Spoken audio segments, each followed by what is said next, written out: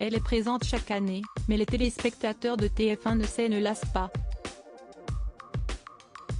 Il s'agit de la cérémonie Miss France, dont l'édition 2023 est diffusée ce samedi 17 décembre 2022. La soirée, présentée par Jean-Pierre Foucault et Sylvie Tellier, qui vit sa dernière cérémonie, est retransmise en direct de la salle de spectacle de M. A.ch36 située dans la ville de Déol, au nord de Châteauroux, en région Centre-Val de Loire.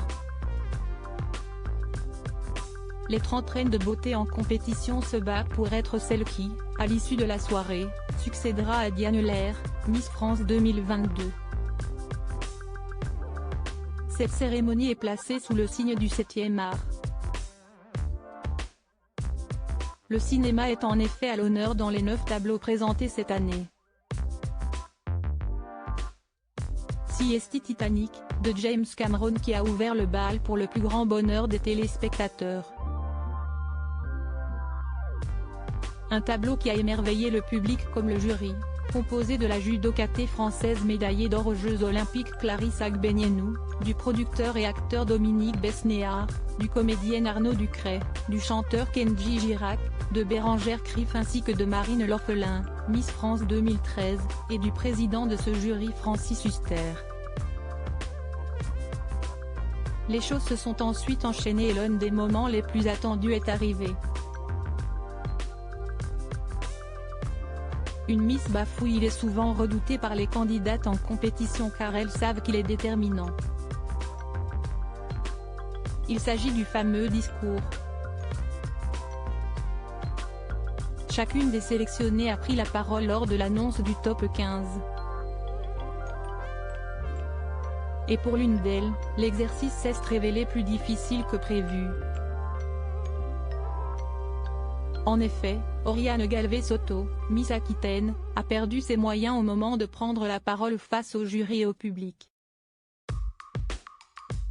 Bonsoir à tous, je m'appelle Oriane Galvez-Soto, j'ai 23 ans, pardon.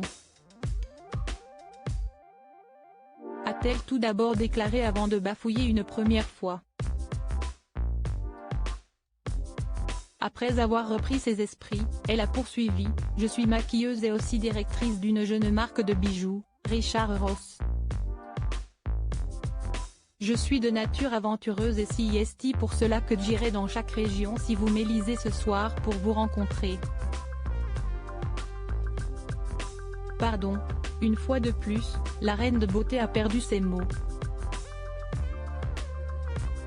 Encouragée par Jean-Pierre Foucault, elle ne cesse malgré tout pas laisser démonter. Kenji, je voulais vous adresser un message, je suis bergeracoise, je pense que vous connaissez bien cette ville.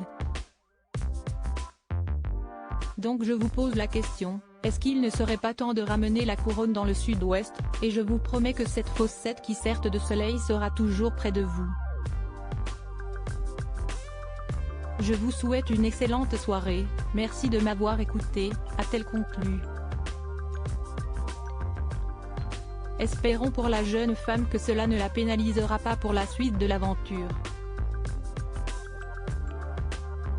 Elle affrontera, Marion Navarro, Miss Franche-Comté Indira Ampio, Miss Guadeloupe Emma Guibert, Miss Pays de la Loire Flavie Barla, Miss Côte d'Azur Bérénice Legendre, Miss Picardie Florence de Mortier, Miss Midi-Pyrénées Cameron Vallière, Miss Landégoc Chiara Fontaine, Miss Roussillon Agathe Coé, Miss Nord-Pas de Calester Coutin, Miss Rhône-Alpes Alicia Leids, Miss Auvergne Sarah Aoutard, Miss Lorraine Marine Pellet, Miss Poitou-Charentes Axel René, Miss Martinique, de son côté, Marie Pellet, Miss Poitou-Charentes, a fait un émouvant discours. La jeune femme a révélé que par le passé, elle a été victime de violences conjugales. Elle a également expliqué qu'avant la cérémonie, elle s'était blessée. Elle s'est en effet fait une entorse avant de venir. Mais comme on dit, show must go on.